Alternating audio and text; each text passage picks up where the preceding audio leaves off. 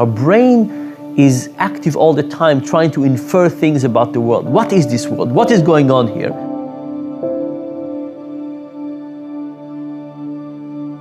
And it's using relevant cues, but also irrelevant cues. And once it gets these cues, it uses them to interpret the world.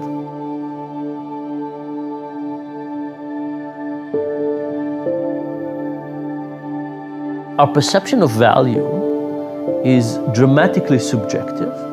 It comes from lots of things from the environment. Neoclassical economics has a very simple answer. Something's value is whatever people are willing to pay for it. But the deeper question of what value is much more complex. One of the experiments we did on purchases was to sell people coffee.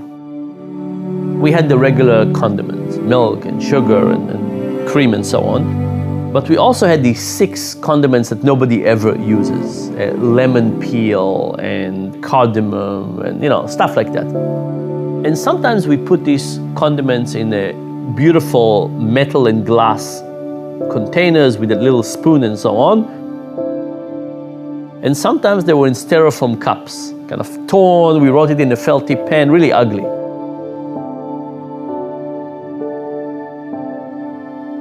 And now the question is, do these things that were on the side that nobody ever used influence the perception of how good the coffee was?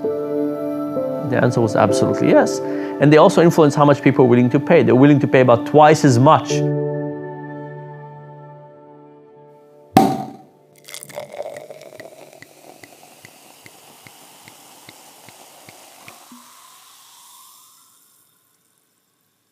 I have a friend who's an expert in wine. We continuously have this discussion about what's the right way to figure out the value of wine. If you do blind tasting of wine, you taste the wine, you have no idea about it, it turns out the correlation between price and quality is basically 0. More expensive wine is not perceived as better quality than cheaper wine. When you know the price, now it does have a positive correlation because your expectation that this wine is going to get better actually changes the way you experience it and therefore change the value. So it's actually very difficult to think about what is the value of something.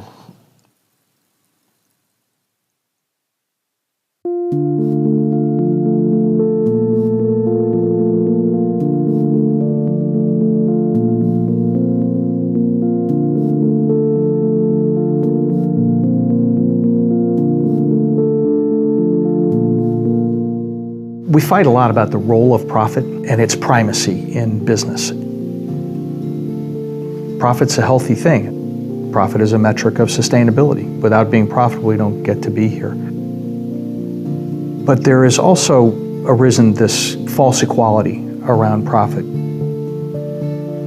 A couple years ago, a couple Harvard Business School professors wrote an article called Creating Shared Value.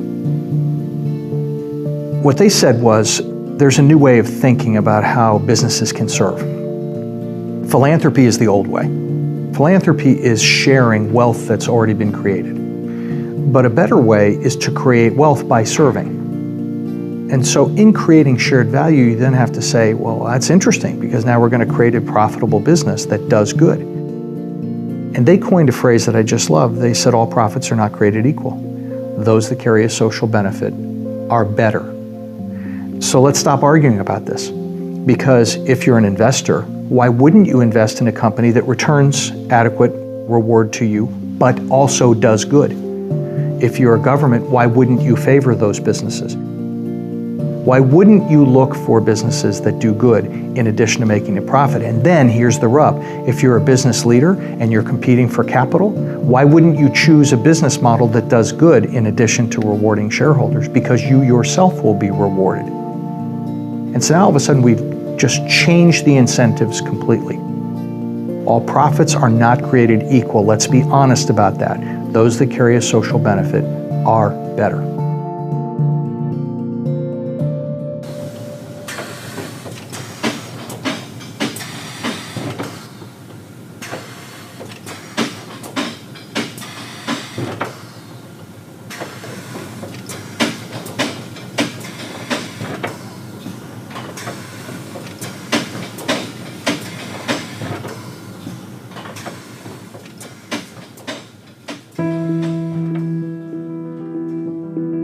NAFTA was the wake-up call. NAFTA was the epiphany. NAFTA not only destroyed my personal life, destroyed my business. I was making a six-figure salary. I was driving a BMW. I had a nice home. I had a great wife. I had lived a country club membership. I played golf on weekends. It just destroyed everything that they told us, in business school, everything that I felt like I was on the path to do, the people I was associated, the direction I was going. I was a pretty hardcore Republican in those days.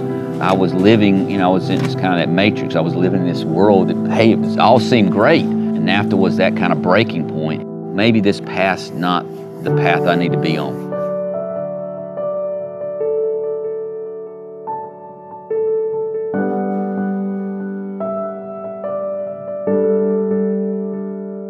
We're a t-shirt printer. We're a custom wholesale t-shirt printer. Here in North Carolina was a big textile hub. And I had lots of friends and a lot of companies that either made that venture overseas or they went out of business.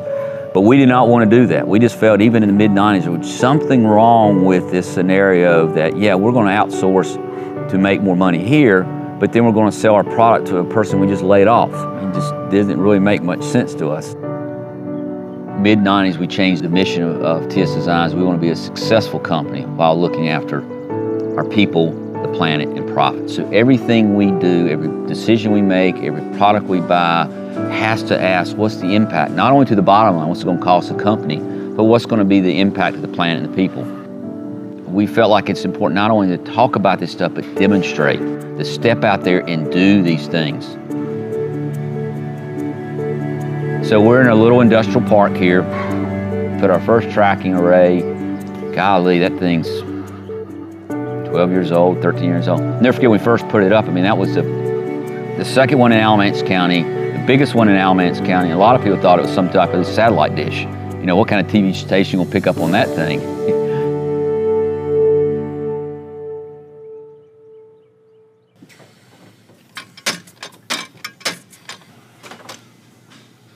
I like to describe sustainability being a journey, not a destination. And I'll be on that journey to the day I die. We got wind, and we got solar, and we got biofuels, and we got chickens, and we got gardens, and we got bees. People say, how in the heck can you do that as a small business owner? What I've come to find out is once people realize that you have a care for a business beyond just maximizing your personal bottom line, then they'll want to support you. But a lot of times you're trying to extract information to benefit yourself.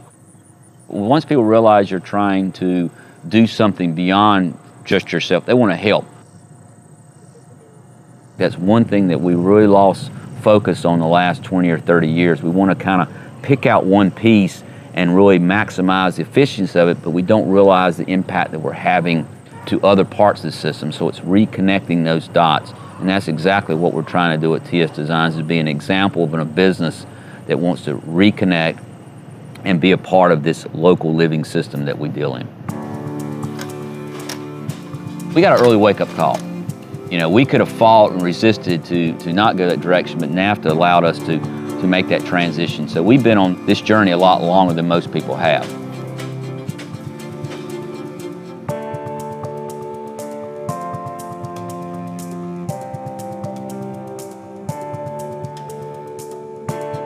Things happen that change how people value things.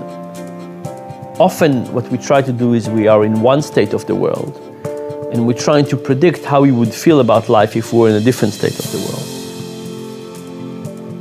We have a very hard time doing it. So we say, oh, how would life look like if I married this person? Or how would life look like if I bought this house or bought this car or moved to California, whatever it is. And we often have all kinds of perception and beliefs about how life will be, but then life changes and then we don't become the same people. Having children, and that's probably true for many parents, is when you start to really think about, well, I want my baby to grow up healthy. How am I going to do that? It was then that I became much more conscious about knowing where food comes from and how badly, unfortunately, the United States is doing in terms of letting us all know where our food comes from, labeling whether or not it's got a genetic modification in it. having it be a monoculture that could in fact collapse.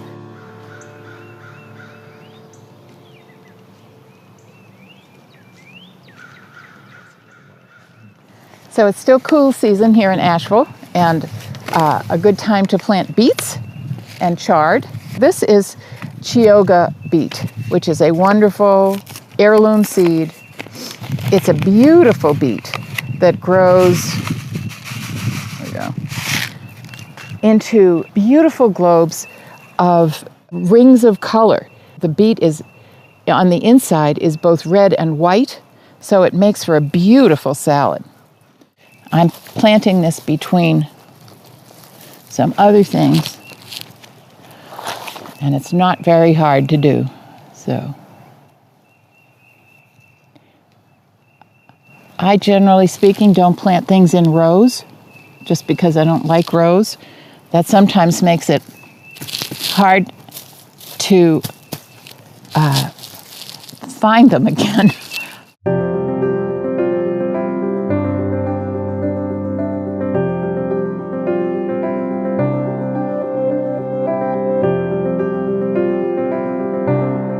When I started the company, I wanted to essentially, in a small way, create the world I wanted to live in.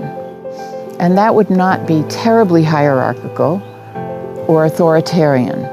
I wanted people who worked for Sow True Seed to have a sense that their jobs were important and a certain empowerment to make those jobs better. We were gung-ho on finding the seeds and connecting with farmers and growing seed and doing the kind of evangelical things that we wanted to do. However, we didn't have a business plan. I didn't know that P&L meant profit and loss.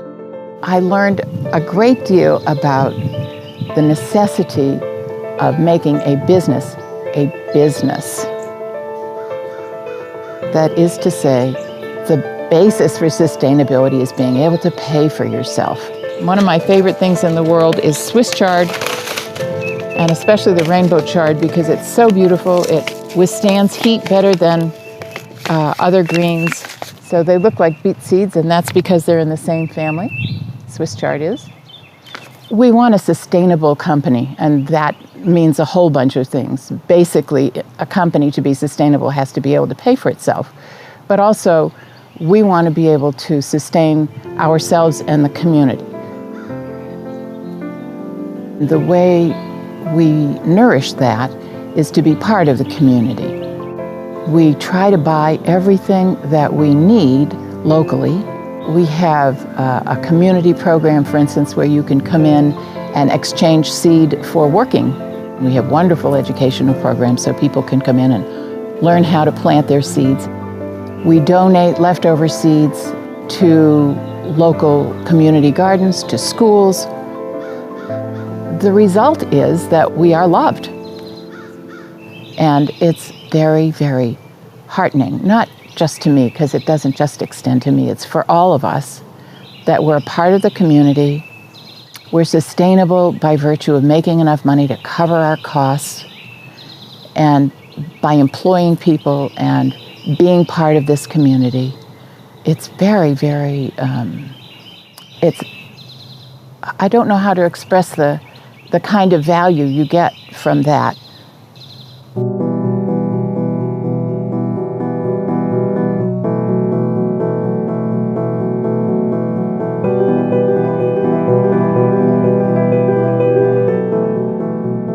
Business is a powerful force for positive social change. One of the only ways to think about that is that we've seen business be a powerful force for negative social change a lot of times. And we've gotten to the place where we're not surprised by that anymore. Bangladeshi factory collapses, 1,000 people die, and it's a horrible thing, but people kind of, shake their heads and think, well, it's just another example of the bad behavior of business. You don't have to shift the frame too much to think, well, wait a minute, it's not that there were people in Bangladesh making things. What if they'd been in a safe factory? What if they'd been paid a living wage in a place where there's not much work? Well, then all of a sudden it's pretty simple to see that that might have been a good thing. What if the goods they were working on were made from organic cotton grown close by? then all of a sudden now we've made an environmental statement that's powerful and positive. So there are all kinds of ways that the very same transaction could have done good instead of doing bad. We think about this in ways that today seem like the exception, and they seem fringe, right? So the biofuel industry makes all the sense in the world, but it seems a little bit like it's not something that we run into every day. And so that's, to me, the bigger challenge for business is not to have people begin to even anymore conceive that business can be a force for positive social change. It is to say, how do we scale the change?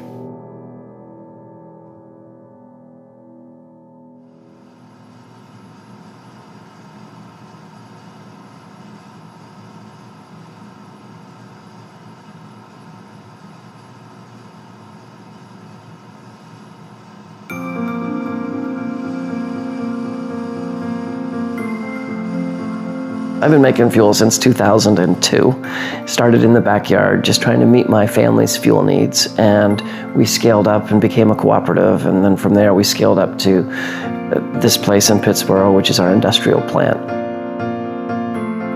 Our story is one of trying to scale up. We've been permanently out of fuel. And we still are to this day. This is a 1 million gallon biodiesel plant, and we still can't make enough fuel to meet demand. We make what's called B100 biodiesel, or 100% bio. Our biodiesel is a renewable fuel made from waste that can be put into any diesel engine. So we have a cooperative of members that drive around in Volkswagens and Mercedes and Dodge trucks and these kinds of things.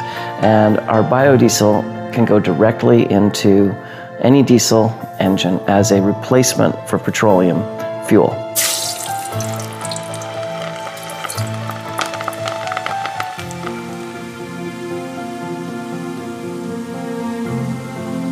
We collect used and waste fats, oils, and greases from within around 50 miles of our plant.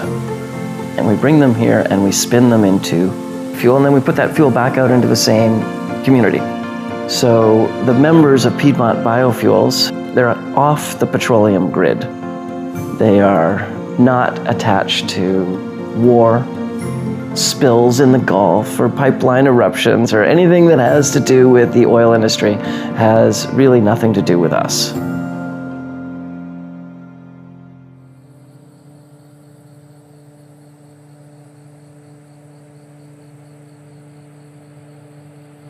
We are an RSB accredited facility. That is the Roundtable on Sustainable Biofuels. That's out of Switzerland. And that is a fiendishly complex accreditation that essentially measures the sustainability value of our fuel. We're the only biodiesel producer in the United States to have that accreditation. And that's important because not all biofuels are created equal, and biofuels are not without sin. When we started this, we'd show up in, at a fast food restaurant and say, hey, can we have the grease out of your dumpster? And I think that people just thought we were quirky. As time wore on and people started realizing that, maybe there was something to climate change and maybe we did have a problem with petroleum, there was a moment there when biofuels were going to save the world, and they became very big, and it was crazy. We became rock stars. We were sort of heroes in the biodiesel movement. Along came I guess it was the summer of 2008, world commodity prices went to an all-time high, when Bear Stearns died, and the world changed. But what happened there was biofuels became evil. That's when we were on the front cover of Time magazine as the greatest hoax ever perpetrated against the American people. And that's when the United Nations came out and said anyone making biofuels should be charged with crimes against humanity.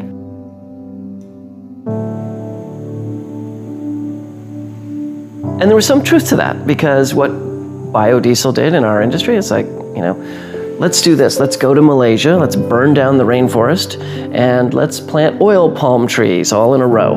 And let's squish the seeds and take out the oil and put the oil on a super tanker and send it to Seattle and spin it into fuel and put it on a rail car and send it to North Carolina and put it on a truck and take it out to the airport. And after the airport has burned enough of it, let's give them a prize for being green. It's like, stop the madness.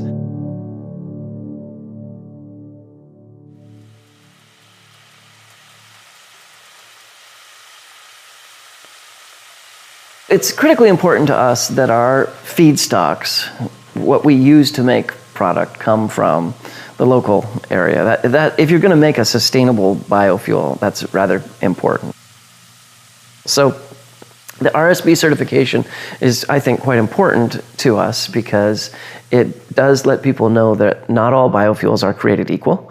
That's true of quality and also how they're made and from what they come from. You know, we wouldn't use palm oil. That's not what we're about.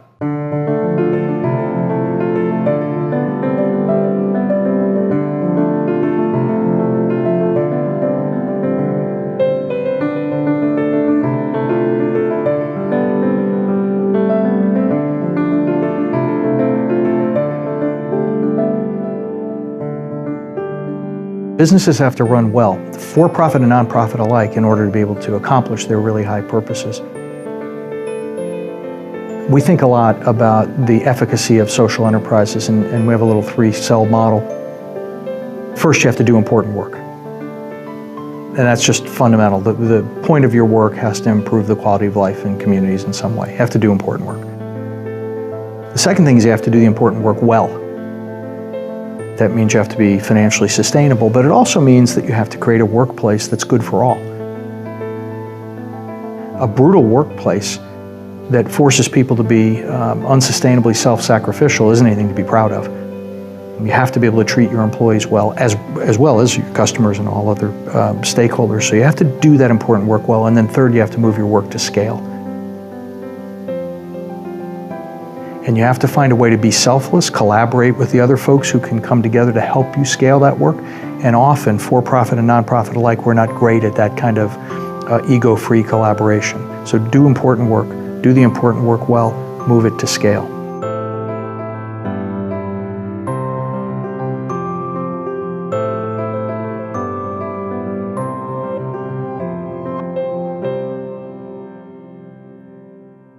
In 1840, there were no seed companies. People swapped seeds, they saved seeds, they got them from the people on the other side of the mountain. Still, here, there are beans that are named after families because they've been saved for so long. Those seeds are disappearing because you can't buy them from big companies. So it's we small seed companies, and there are several of us scattered all over the country, that are trying to save the biodiversity, the different kinds of varieties of seeds. And the reason to do that can be well illustrated in the Irish potato famine.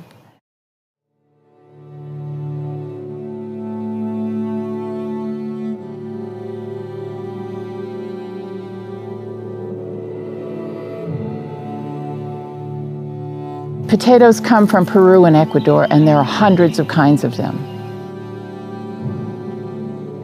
Ireland, in the 1800s, was growing 5 kinds, and those potatoes got a blight, and it affected every one of them.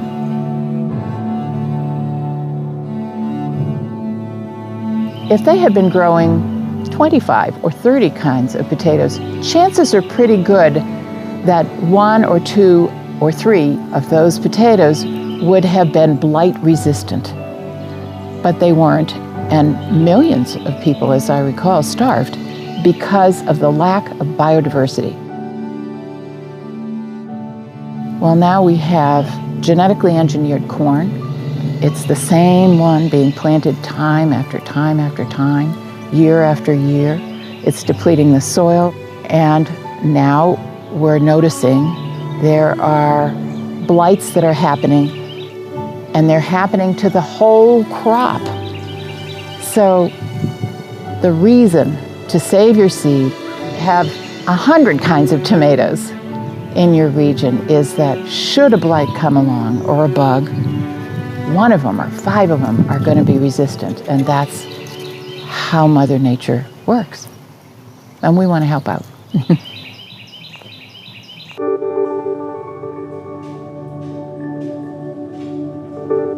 What the apparel industry has done since the mid-90s is they've run around the world utilizing cheap energy, chasing cheap labor. But even the business schools, the Chamber of Commerce, the Department of Commerce, all the economic folks says your labor is your most expensive cost of doing business in apparel manufacturing, so you need to outsource it. Fast forward today, see what that's gotten us. Devastated local economies, very high unemployment. Our employees are by far our most valuable asset. We have taken major hits at TS Designs, not only personally, financially, what we've tied up and had to give up, but we've always maintained retirement benefits. We've always maintained health benefits.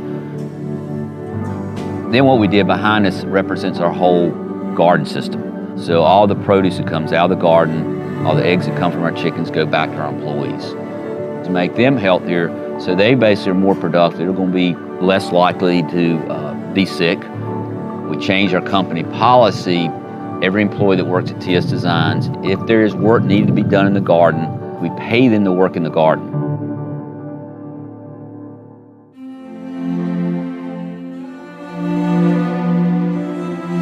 We had employees that were never connected to this environment. We had employees that when we first started bringing squash and zucchini and asparagus out of the garden, had no idea what it was. We're very transparent with our employees, what we do and why we do it. Some of them get aboard immediately. Some take time. As long as they're supporting what we do at TS Designs, we produce high quality, sustainable t-shirts, then as long as they're meeting that job, that's what they're mostly valued on. But over time, they're understanding the value of what we've done here with the garden. I like to describe what we do as, this is something we're passionate, but it's not a religion I'm going to jam down your throat. We have no employees that smoke. We have no employees that are overweight. Not because we have some rule or mandate that says you can't be fat and you can't smoke. It's just this environment that we started to create around them. It's a system. We're all connected together. Our employees having access to local healthy food is just as important to us as producing sustainable t-shirts.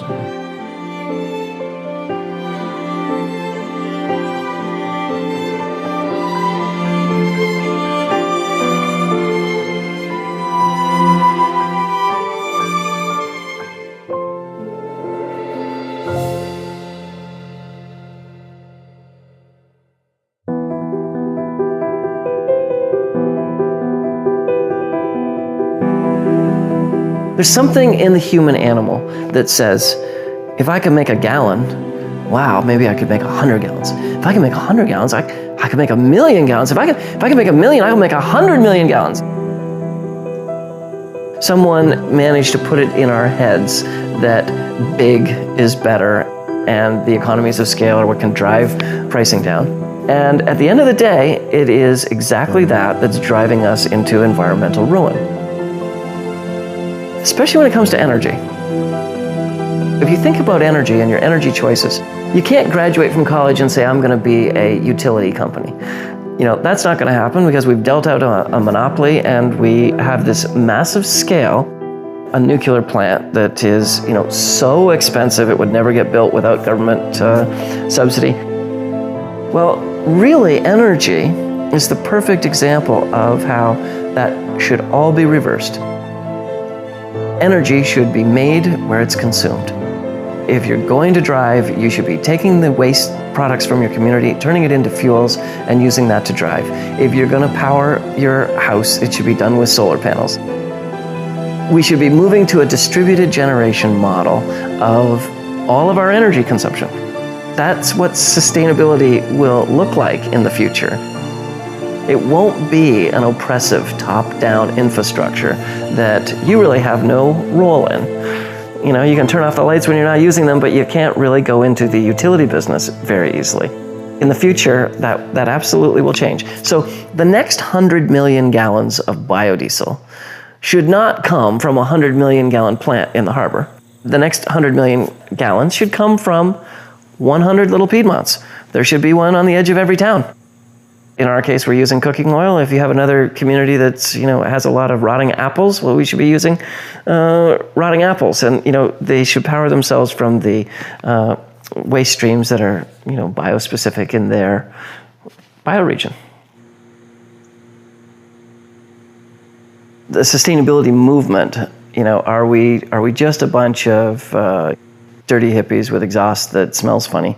Our exhaust tends to smell like French fries. The reality is, of course, there's technology involved, there's invention involved. And actually, if you're going to get at that conservation resource, you're not going to do it by rubbing sticks together to start the fire. You're going to do it by, say, coming up with an LED light bulb that uses a fraction of the electricity but produces the same amount of lumens. That kind of invention and progress is something that you're going to find, I think, at every level of society. So I think the future of biodiesel will come from deeper in the waste stream. And the way you drill deeper into the waste stream is through the technology. Today you might say, I can't touch that stuff. But tomorrow you'll say, this will make a fine fuel. In all things, there's probably a constant need for improvement. Certainly true of the biodiesel space. It's true in the sustainability movement in general. It's true even if you look at our corporate structures. There's obviously vast room for improvement there. There's a screaming need for integrity, authenticity, and transparency. Think about something like trust, which is incredibly important in society. Imagine for a second how it would feel like to live in a society with no trust. You would have to lock your car and your house and not have a bank account and all kinds of things. It would be really, really tough. Nevertheless, it is not clear that we have a good trade-off between what we're willing to pay for something and trust. What we often find is that some things come into play in what we call sacred values. So as long as we have sacred values, we put tremendous value on things like trust and social and public good. But the moment they come into the market relationship and we have regular trade-offs with them, I think their value is going to be really vastly diminished, because all of those things on a per moment transaction are worthwhile giving up. Trust, I want in principle, but right now if you gave me a lot of money, maybe it's worthwhile to sacrificing. Pollution, I want the world to be clean, but right now if you gave me something, maybe I would sacrifice it. So I think that's why we have these sacred values and things we're not willing to trade off, because as human beings, every time we start trading off these values, we might think short term and sacrifice them too much.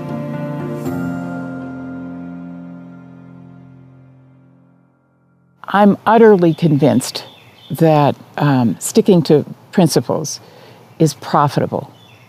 In a local community, it's profitable because people can trust you, and building trust is huge. At the moment, there is such an atmosphere of mistrust almost everywhere that it is of great value to this community that we remember that we really can trust each other and that we prove it by being trustworthy. And I think it's terribly important for a business in a community like this or anywhere to make sure that they're really upfront with their customers. And if you lose some customers that way, that's too bad. But in truth, most people want to be able to trust. I can tell you, for example, a couple of years ago, we sold garlic. This garlic had a blight on it, and we didn't find out until after we'd shipped it. So we went back at great expense and contacted everybody we'd shipped that garlic to. It was just one box, fortunately, and said, please be aware that this could be blighted. Check it. Send it back if you don't want it, or just throw it away. We'll happily resupply you. It cost us a lot of money to do that. And I can't tell you how many customers have commented on how much they are willing to buy seeds and other things from our company now, because we went right out there and said, uh-oh, we goofed. I think that is sustainable, and I believe it's profitable.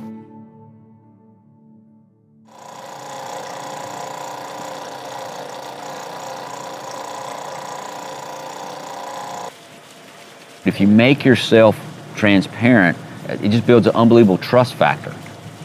If there is a question I can't answer, or the thing that you want to, we will find that answer. There's no secrets. 5 years ago, we launched what we call the supply chain cotton of the Carolinas. And that has really been our focus. We've seen our biggest growth, our biggest interest. It's a lot like what's happened in the local food movement. People are starting to realize, I want to know where my food comes from. We want to do the same thing with apparel. We want to know where that apparel comes from. What we describe, make a shirt that's dirt to shirt in 600 miles, impacts 500 jobs, and in a completely transparent supply chain. As I said, when you get a Cotton of Carolinas t-shirt, now we have a style number that you drop into a website that brings you to a Google map, and that when that Google map pops up, you get not only a picture, a phone number, a physical address, an email of everybody involved in the supply chain: the farmer, the ginner, the spinner, the knitter, the finisher, the cut and sew, and then us, the print and dye. We make our supply chain completely transparent. Now, what they'll tell you in business school, you just basically told somebody how to compete with you. And what we like to say, we feel there's more benefit being transparent compared to, yes, there's people that can see that information, and if they have enough money and they're foolish enough, they can be in the t-shirt business too.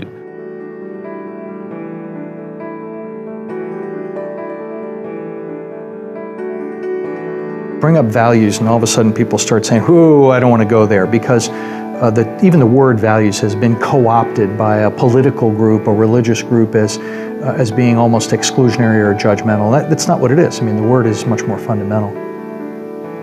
I love the work of a guy named Rush Kidder, who wrote a book a few years ago called Moral Courage. He went to every continent, went to 160 some countries, talked to people from every faith community, as well as folks who didn't grow up in faith communities. And he tried to find out what were the values that were universally shared. He came up with 5 core values, which I think are just beautiful: caring, honesty, respect, responsibility, and fairness.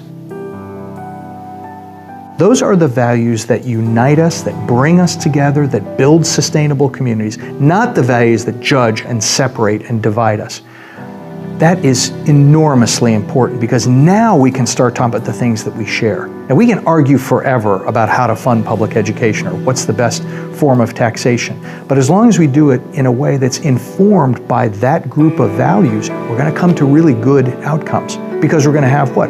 Respectful and civil discourse. You have to start with that. And if you start with that, you end up with coming to a really good place. So I talk about values all the time, because I don't see them as a bad thing. I see them as the foundation to what we're doing.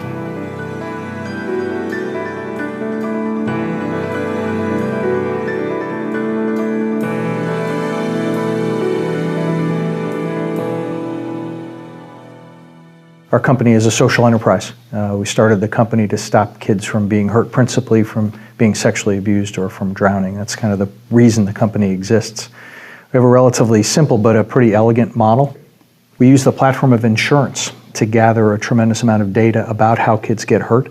We aggregate that data and then share that with our customers in such a way that they'll change their business practices to minimize the chance that something bad will happen.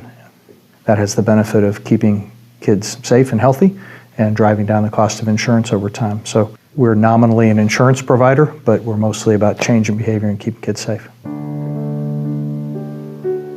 It's really important to understand that when we founded the company, we literally have a business model that was written on the back of a cocktail napkin. It says right at the top, says serve others. That's why the company exists. We didn't start the company to make money. We asked ourselves, do we matter? Does our company matter? In other words, if we dry up and go away tomorrow, somebody else will provide insurance to our customers. So we have to matter for a completely different set of reasons. We have to matter because we will help our customers keep kids safe. Interestingly though, top of the pyramid says serve others. Right beneath that, it says make a profit. And we're not apologetic about that. If we can't adequately monetize the work we do, we can't be here to serve others. So for us, profit is simply a metric of sustainability. That's all. And I would argue that that should be true for any purpose-driven business, whether it's for profit or not for profit. Now everybody goes, whoa, I'm not for profit, I can't have profit on there. That's wrong. They might call it a fund balance or a reserve or a surplus or whatever, but non-profit, for-profit doesn't make any difference. You have to be financially sustainable. But interestingly, because we exist for a higher purpose, we are much more mission-aligned with our customers. And by being mission-aligned, when they do business with us, they recognize they're not just buying insurance. There is a competitive differentiation. If you talk to all of our customers, they'd say, no, I recognize I can get insurance someplace else. I choose Redwoods. We're going to be an operating partner with them. And so at the end of the day, quite frankly, customers tend to pay a little bit more for our products and services, which makes us a little bit more sustainable.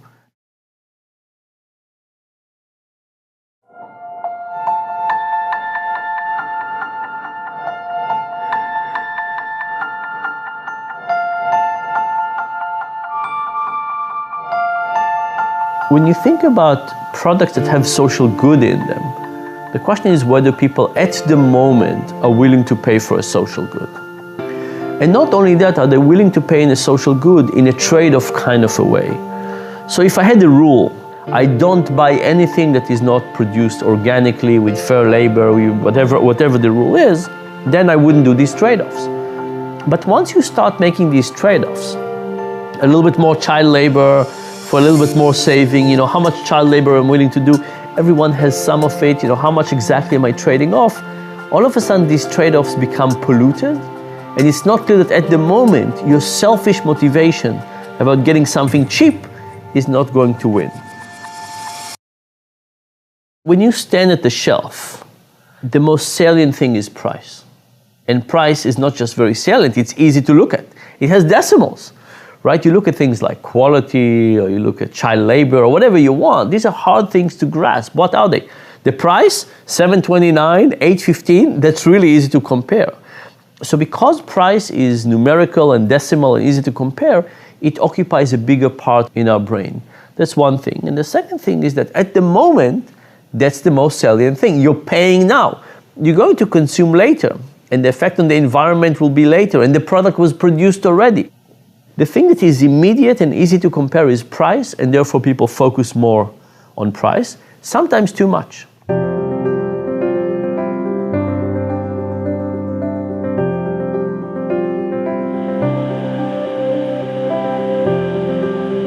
Yes, our t-shirts cost more because where they're made and how they're made. But there are people, again, back to food, understand there's a value beyond price. What's the social impact and what's the environmental impact? When you buy that apparel product in Bangladesh, yeah, the price itself is cheaper, but really what's the total impact of what you're doing there? What's the real cost of cheap? We're in a commodity business. We're in a business that, unfortunately, are valued on price. I'll compete with anybody in the world and bring price to the table, but also bring social impact, environmental impact, and then let's talk. But if you're going to come to the table and only look at for price, we're going to have a short conversation. I don't have conversation with the big box stores. I mean, they might put solar panels on a building and stuff like that, but they have totally destroyed the apparel industry and the apparel market, because what have they done? They have built a model on cheap, unsustainable transportation and labor.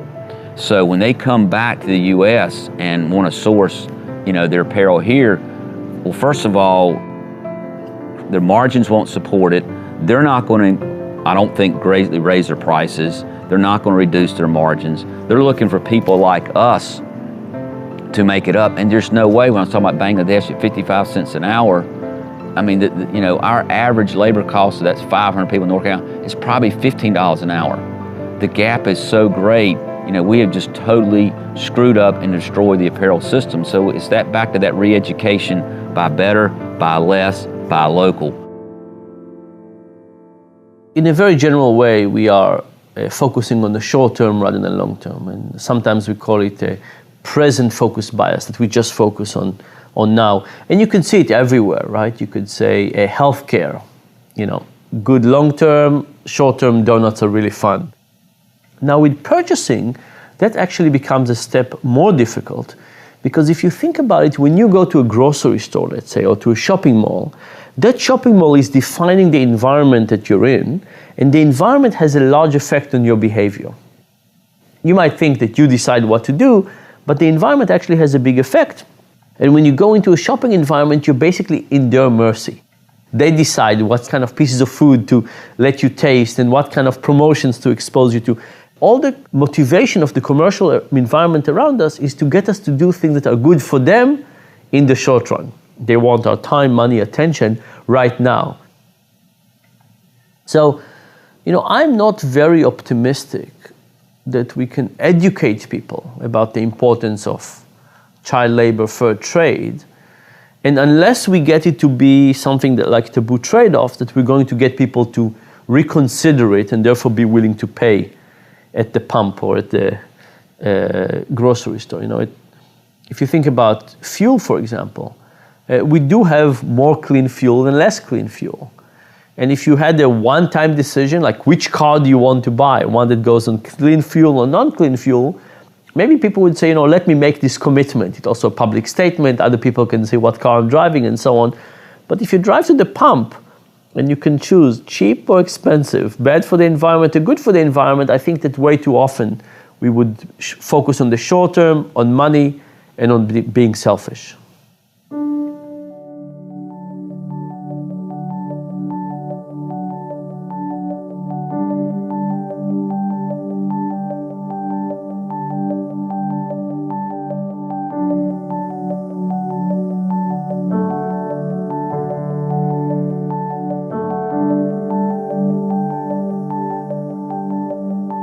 As an individual, you start wrestling with these unfathomably complex problems. Peak oil. Wow, what are you going to do as an individual about peak oil and the fact that, U.S. reserves peaked in 1974 and global reserves peaked on Thanksgiving Day of 2007, blah, blah, blah. And you get into whether the Saudis are overstating their reserves, and you get into just an extremely complex issue that can be overwhelming, and maybe many people sort of go, can't deal. The trick is to get into the scale of me. Try to chase it down into a scale that I can understand. And what I can understand is my family's footprint. I can understand my electric bill. I can understand my miles driven. I can understand these things. And so by focusing on the scale that I can understand, I can make some progress and feel that I am doing something about peak oil. I am engaged in these unfathomably complex problems.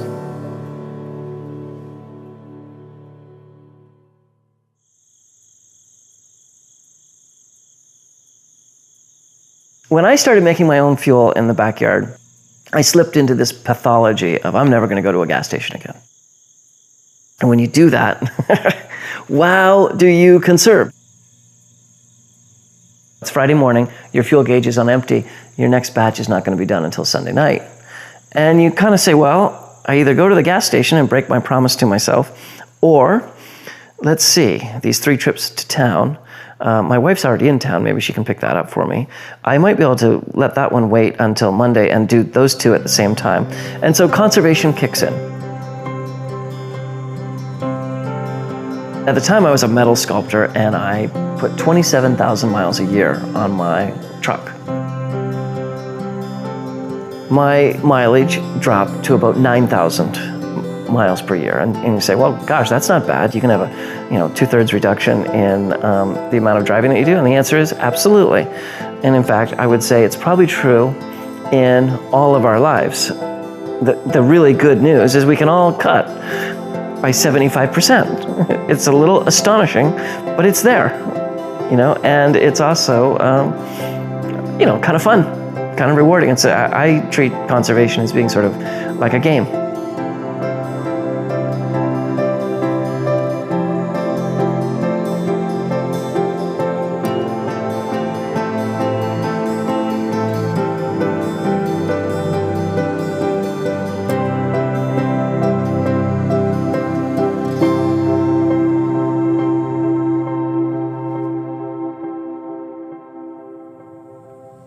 One thing when I go to and have a meeting, I'll usually ask the question, can you tell me without looking the country of origin shirt you're wearing today? I've probably asked that question 150 times. I've got probably less than 10 answers. The problem we've got today is most people are not aware of what they're doing. So every day they'll pull that wallet out of their pocket and they'll make that purchase of coffee, gas, apparel, whatever. And sometimes you make a bad decision because of the environment you're in. That's okay. The example I love to give people, it's right down the road here, is a fast food restaurant. And there's probably maybe once or twice a month that I'll end up there.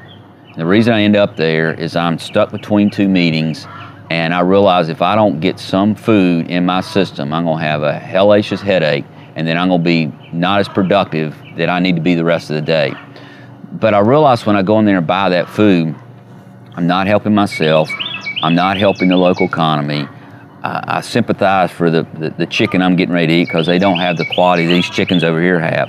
But at least I'm aware of what I'm doing here. But by you making a decision, by not being aware of the impact you have, that's the problem. That's what we gotta fix. And if we can just get people to start to be aware, we will greatly accelerate down this path and make our communities a lot better place. But the problem is we get so caught up in, we don't have time, or we depend on information given back to us. You know, this product here is $1 compared to $2. Well, that's got to be a better deal, and I'll buy it. There's things happening globally: climate change, peak oil, 9 billion people on the planet, access to cheap resources. That's not going to go away. Everybody thinks we're going to grow ourselves out of the economy. Well, those 4 things I just told you are not going to just allow us to grow it out of the economy. The way we're going to make it a better place for everybody, we all got to participate. The more you extract from the community, the bigger house, the bigger car, whatever, basically just pushes somebody else down. I'll never forget when we first started our business, I mean, success was determined by a country club membership and driving a Mercedes-Benz. What was portrayed as successful and the path to be on is really not going to work.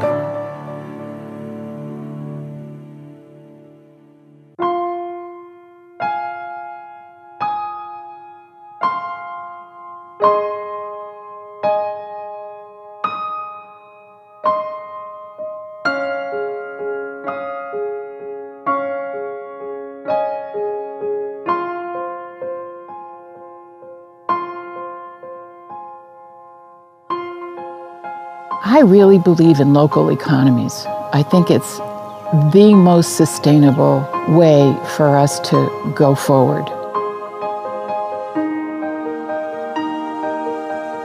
The joy it brings to be able to have a business that counts to people and to me, and for people to be able to make what one of my employees called a right living. That is to say, work for a company where we're not ever going to get rich, but we are going to work in a way that makes us happy at the end of the day for what we did. Nobody goes home worried about the consequences of the kinds of work that we do. It's a good living for people to have. That is value enough, because if there are enough of us, if there are enough small seed companies and enough communities, that will make a huge difference.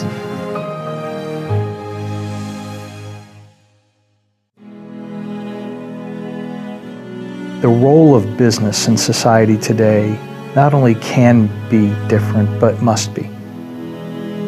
When we get involved in business, all of a sudden we can only talk about spreadsheets and quarterly profit statements. Those are important, but they're not the reason we exist.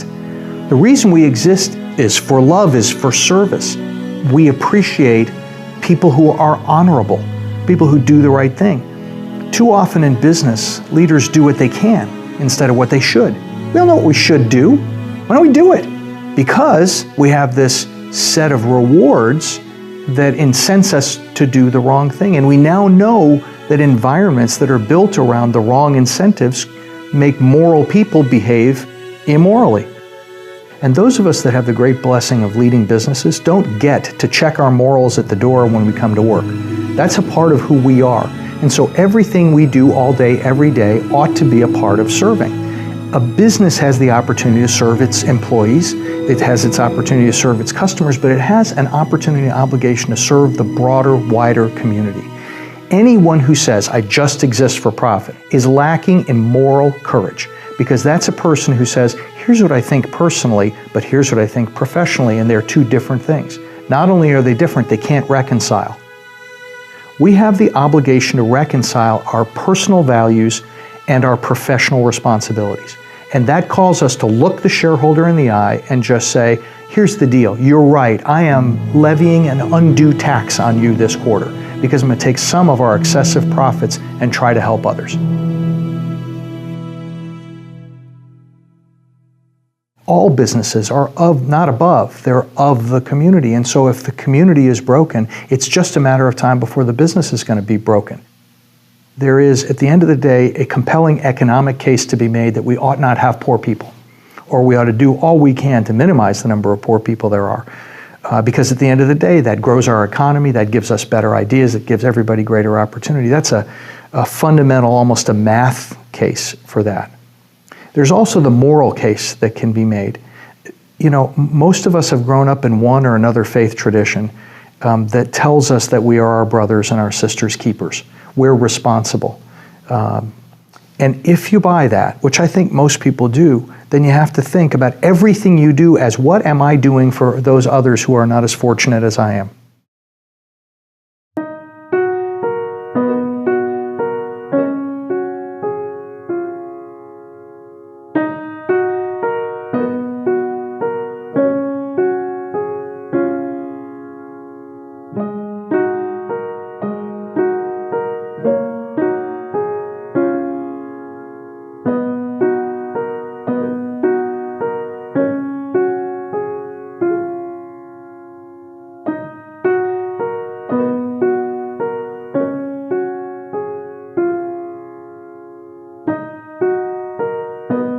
The people that think that everything is a market take something very basic away from being human.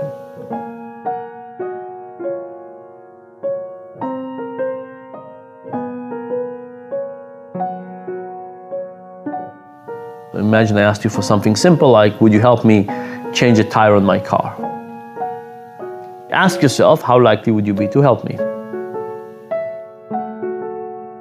Now imagine that I offered you money. I said, would you help me change a tire on my car? I'll give you $5. What happens when I offer you $5? Do you say to yourself, gee, I get to help Dan plus I get $5? No, most people say, oh, this is work. I'm not interested in that. I'm not interested at all.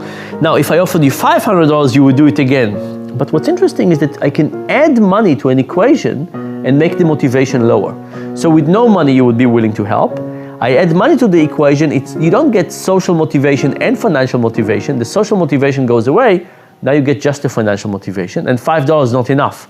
$500, that's enough. So what's interesting is what we call crowding out. Social and financial motivation don't end up, they substitute each other. And I think often we don't understand that. This is what happens when we bring things to the market. So think about something like pollution. Right? What would happen if we create a tax on pollution? There would probably be some people who say, I can't afford it. Let me look at how I save money. But there would be some people who would say, now it's just money.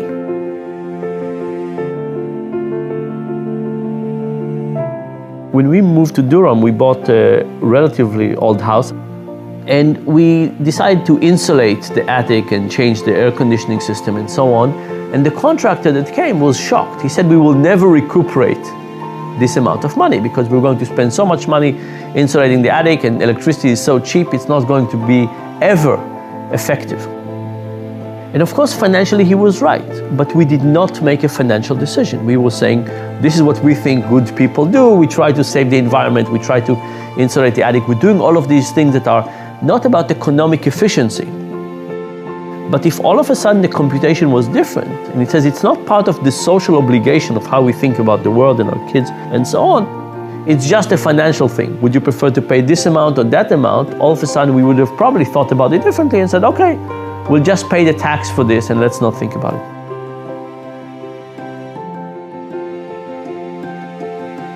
So I think this question about social norms and financial norms is actually very important.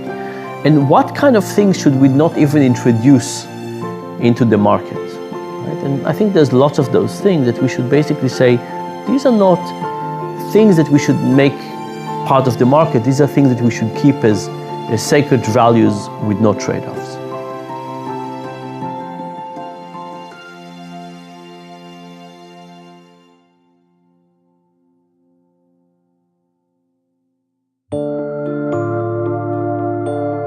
My dad, who's coming to visit shortly, he's like 84-year-old veteran of World War II. My kids can climb onto his lap and he can tell them war stories all afternoon.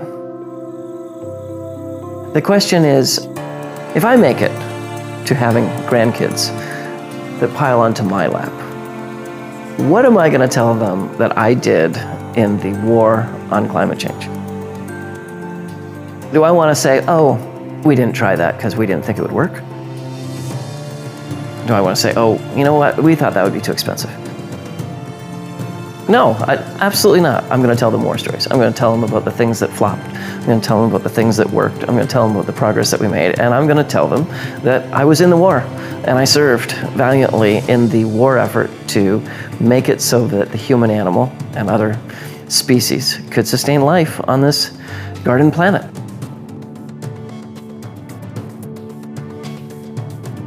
At my age, you do start to think about legacy. I have children and grandchildren, and they're the most important legacy.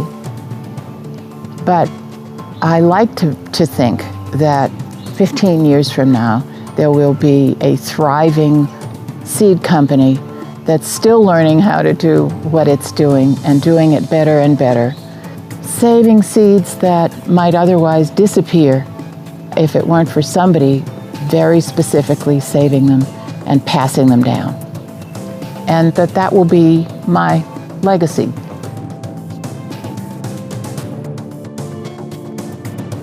Everybody has a part to play, and don't forget that.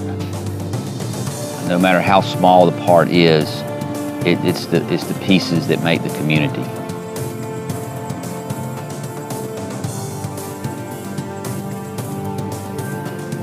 It's not the materialistic things in life that make us happy. Money's important. You gotta have money, to eat and live and stuff like that. But he just comes out, it's not the only thing.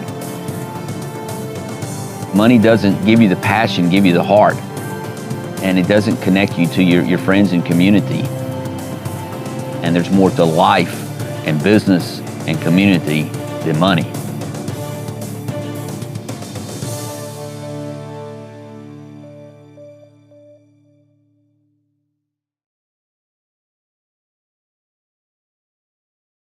Often people say, no, I get it, I understand that. So what I'm going to do is I'm going to go off and I want to make a lot of money for X number of years, and then I'll start giving that money away, or then I'll start serving. And I would simply tell you that in many ways we're out of time. We are at a place where our global society is more profoundly broken than maybe at any time in history. And we have the opportunity to change that. When we start thinking about a business school graduating 300 people and 25 of them are going to go into nonprofit work or are going to work for for-benefit corporations, I'm proud of that group that's bucking the trend and doing that. But for the 250, they're going to work for banking or consulting, and all they're going to do is make shareholders more money. You have to ask yourself, do you matter? The personal strategic question is, do you matter? If you don't do that, isn't somebody else going to do that? But maybe there's something inside your God-given set of skills that will allow you to help others. in a profound way that no one else on the face of this earth could do, I would ask people to respond to that. I don't miss a lot of meals. I drive a nice car. I'm not asking people to live a Spartan existence. What I'm asking people to do is open their eyes and understand the broad global context in which we exist today. We're profoundly fortunate, and there are an awful lot of people depending on what we do in the next day, week, month, year in our careers. It's time. Serve.